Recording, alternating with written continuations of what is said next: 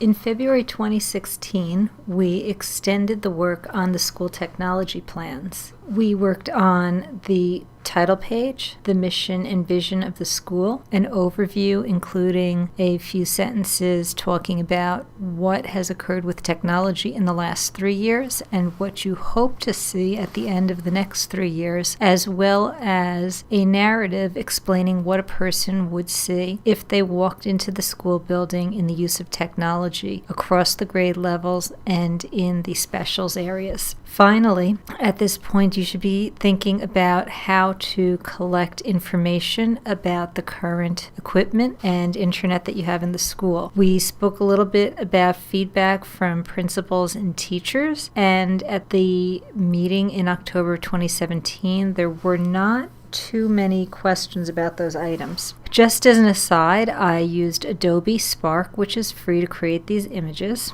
And they're a nice tool, the Adobe Spark tools, because you can create very quick, easy images that are appropriately sized for social media. In order to progress on to the next step, we talked a little bit about clarifications. The cover page didn't need any clarification. The stakeholders, it sounds like everybody's pretty comfortable with. And remember that the school philosophy or mission must be included. You do not have to create a technology mission or philosophy statement, but if you choose to include it, that's fine. The overview should be a narrative talking about what somebody would see if they walked into the classroom.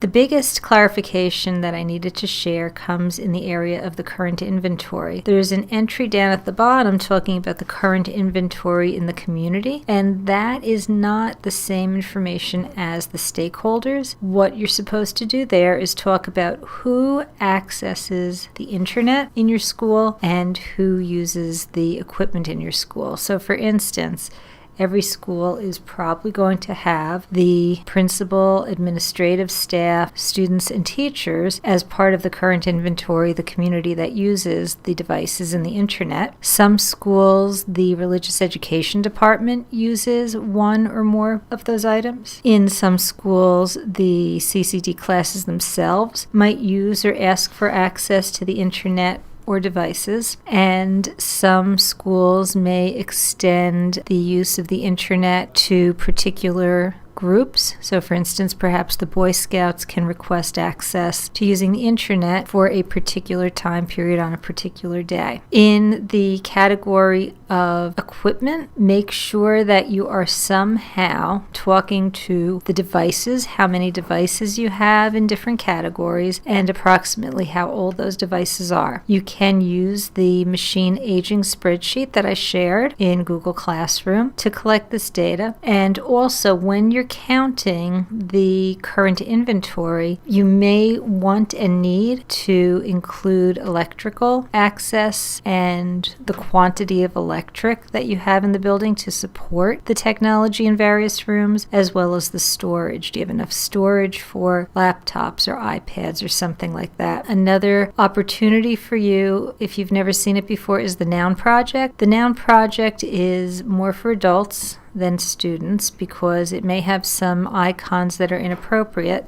But as an adult, if you're looking for icons for presentations or something else, you might be interested in Googling and looking at the Noun Project.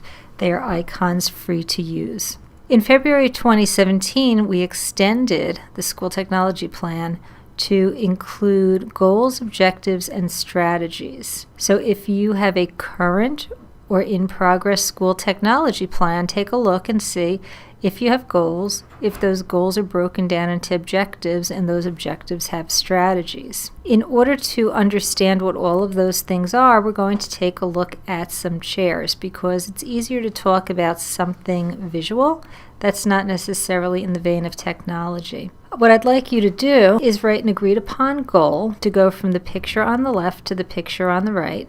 Pretend that they're the same physical shape. But on the left, you have a very old chair covered with layers and layers of paint, and on the right you have neatly refinished chairs that are neat and smooth. So you might want to pause the video and take a minute and write down an agreed upon goal that somebody could read and understand where you are now, the chair on the left with the paint, and where you want to be on the right. Many people have heard the term SMART goals, and the letters in SMART can stand for many different things. In the way that I'm looking at it, the S is specific, the M is measurable, A is agreed upon, R is realistic, and T is time-based. So now I'd like you to take a look at your goal statement for the chairs and ask yourself, is it specific? Do you need to change something to make it more specific? Is it measurable? Could somebody read that and know where you are going from point A to point B?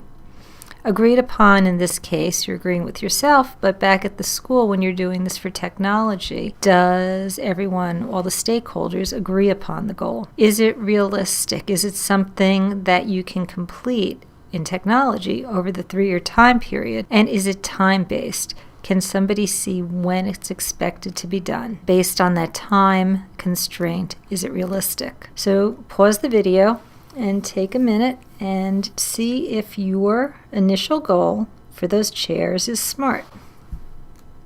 In my example, and it's going to be different from person to person to person, my goal is to remove multiple layers of paint from 5 chairs, leaving a smooth finish, and paint each a single solid color by September 30th, 2019. So I am being specific in how I'm going to go from A to B. It's measurable. When I come in on September 30th, 2019, do the chairs have those multiple layers of paint removed? Are 5 of them done? Do they have a smooth finish? Are they each painted a single solid color, red, yellow, blue, green, and orange? And is it September 30th, 2019? Is it what we agreed upon? You may have something totally different, but the goal is getting you from A to B. Somebody could read it and agree on that particular date. Was the goal met? Once you have your goal written down, then what you want to do is break that goal into a few objectives. What's going to get you through that goal from point A to point B? In my example, I decided that my objectives could be: the paint is removed with no trace of the former color. There's a smooth finish on the original wood with no wood hairs sticking up. I've applied 3 layers of an oil-based paint with a glossy finish, and I have a clear top coat to protect the base. Finally, I break these objectives one at a time into some strategies that I think I will try in order to get there. My first objective to make my goal happen is to have the paint removed with no trace of a former color. So these are some of the strategies that I might do in order to get there. Now, these are just strategies. I may or may not do them. So a strategy might be I might disassemble the chairs. I might make small manageable repairs such as gluing joints.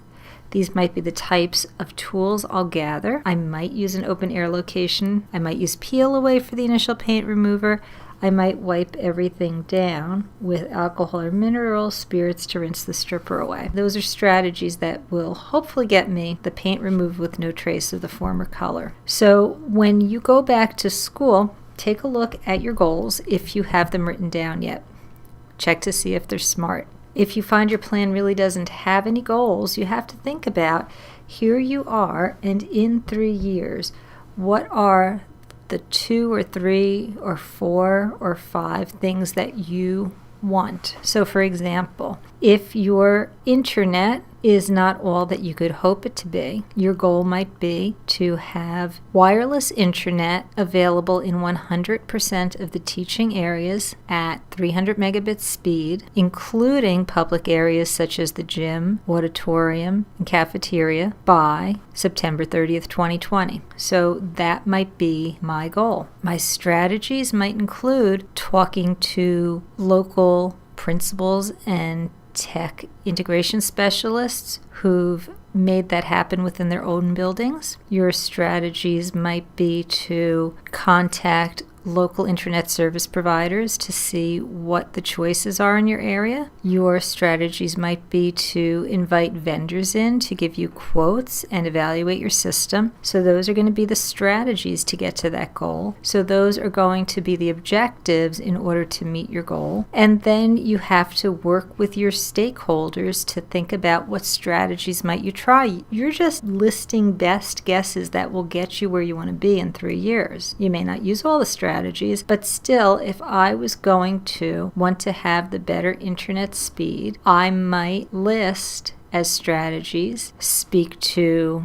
Verizon, speak to Comcast. I might speak to a vendor that specializes in installing internet. I might create a chart to compare the vendors and options. I might look at the budget to see where we are now and where we're going to get to. I might investigate our use of E-rate. So these are all strategies that might go into the goal of investigating internet service providers. Your goal for the March meeting is to go back to your school. You can look at these slides through the Google Classroom link, speak to your principal, see if they have any questions about the goals, objectives, and strategies. Take a look at your tech plan, either in progress or an existing one. And in March, we're going to talk as a group about questions everyone has about goals, objectives, and strategies.